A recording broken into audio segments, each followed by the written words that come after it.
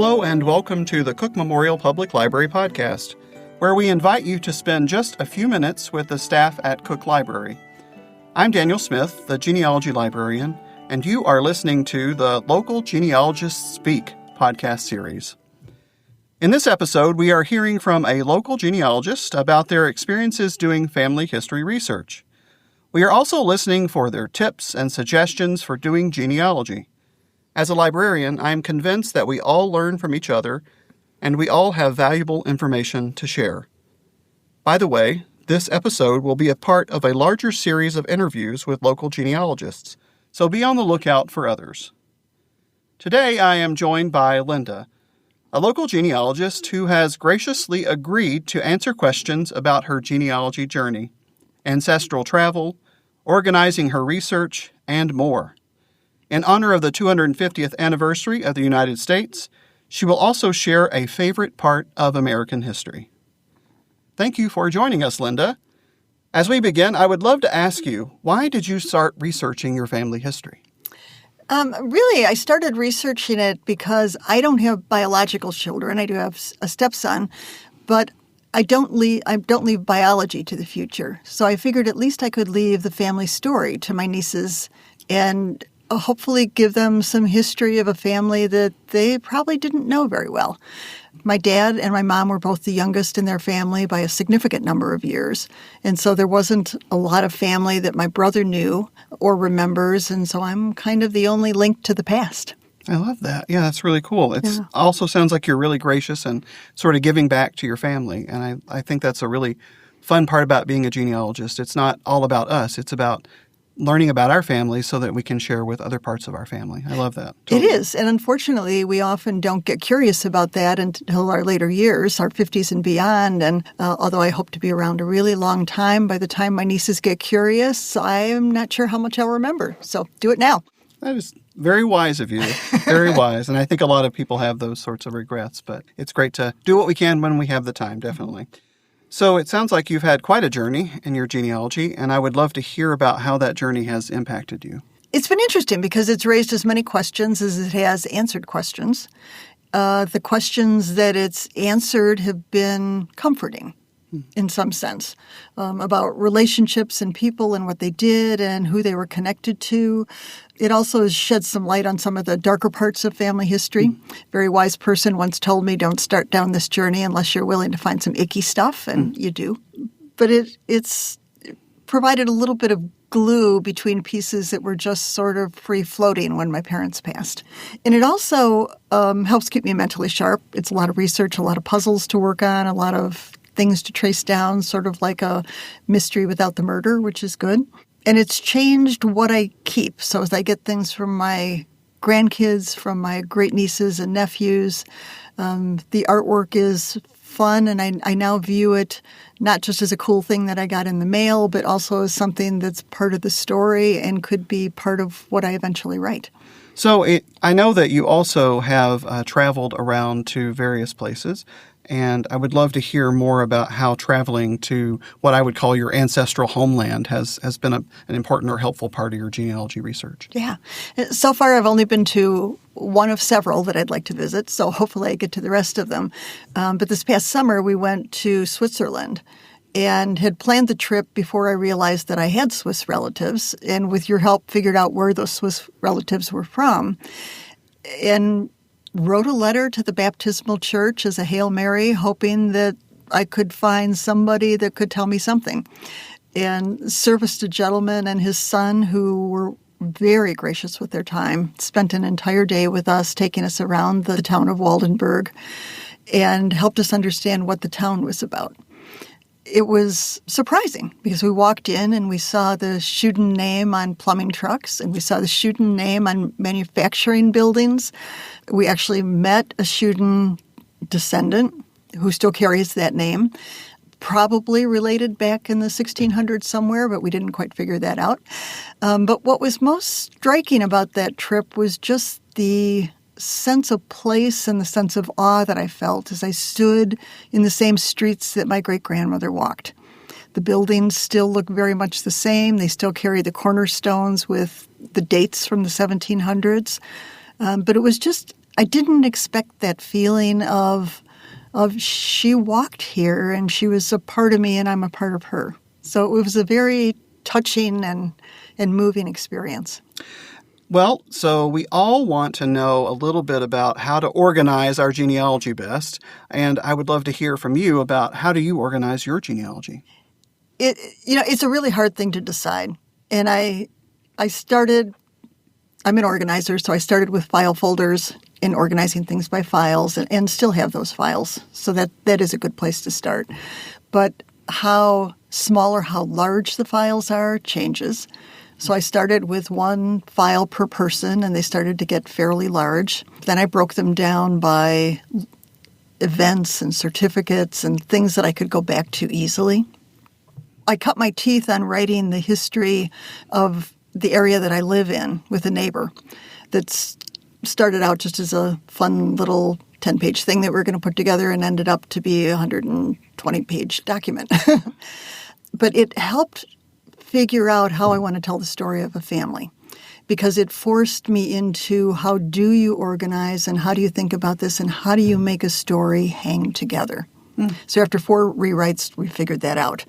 It helped me figure out that I wanted a spreadsheet because that would form the outline of the story that I intend to write. It helped me organize those file folders. And it also made me realize that there's stuff that I want to pass down to future generations, and that stuff needs to be safely kept. And so it became about archival folders, archival binders, looking at things by person, and as they got married, by couple, and thinking about how I'm going to tell the story and where I divide the people from the couples. And so in my mind today, it'll be about the child, their marriage, and then break again for their children and marriages. So I think that's the organization that I'm going to use.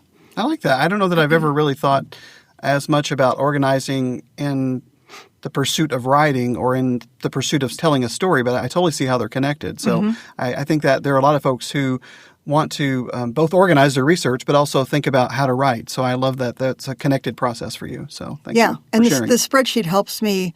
It gives me a place to put the comments that aren't necessarily pertinent to the research itself, but are pertinent to telling the story. Oh. And it gives me, the events in the chronological order, which will become the chapters. Awesome. Thank you. Yeah. So also, it sounds like you have some photographs that have been really helpful for your research, and I would love to hear about that because I know that a lot of us probably have photographs. Maybe we know who the people are, or maybe we don't know who the people are, but I would love to hear about how your photographs have been helpful for your research. Yeah, I have boxes, as most people do, of unidentified photographs, as most people do.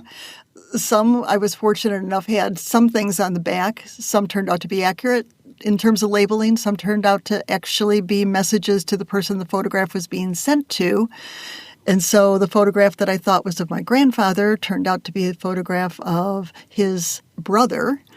And I found that out by using those photographs as clues. So as I started to go out onto websites, I posted them saying, I think this is so-and-so, and hoping that somebody would see it and tell me yes or no. And I was fortunate in 1 or 2 cases that they did. And so we had a very, very spirited and constructive discussion over, is that the father, or is that the brother? She's convinced me that it is indeed the brother. And it's because she had proof and I didn't. But what it taught me is each family sends their photographs to their relatives. And so the clues often lie with the relatives, and additional photographs and information also lie with the relatives. So I've gotten a lot of great photographs from people that I don't know because they had a picture of Grandma Sophie, and I didn't. It was mailed or sent or given to other people. That's fun how the photographs for you were a kind of a collaborative process. And I think nowadays we think, everybody has a digital photograph or we make multiple prints of something. But back in the day, it was very expensive and there may have been only one, maybe 2 or 3 copies. So, you kind of really, if you want those photographs, you have to collaborate and share across because you never know what another family member has. And in my own story, I have, a family member who I found living here in Lake County, and I grew up, in Tennessee, so I never expected to find a relative. Yeah. But not only did I find a relative, but they had a photograph of an ancestor I'd heard about, but had never seen a photograph of. Yeah. So, you just never know where those are going to be. So having that part to collaborate is really fun. Well, and I've been telling that story to cousins that I am in touch with, and they've started going through their files, and lo and behold, I'm getting photographs of my parents and my grandparents that I've never seen before. So, it's fun. It is super fun. Yeah, I was on a website the other day, and I just randomly was looking up, as we talk about research being kind of a repeating process, that you do it over and over. I had seen my Find a Grave entry for it, a great aunt of mine who was beloved for me, but recently somebody uploaded a photo, and it's one I hadn't seen before. So it just got lots of good memories and a reminder of the collaborative process. So now, in honor of America 250, it is now time to ask you about your favorite part of American history. I don't have one favorite part. I have multiple favorite parts. And I tend to like the times that are significant change and significant turmoil, because I find through those that's where you really learn who the people are, how they respond to those things.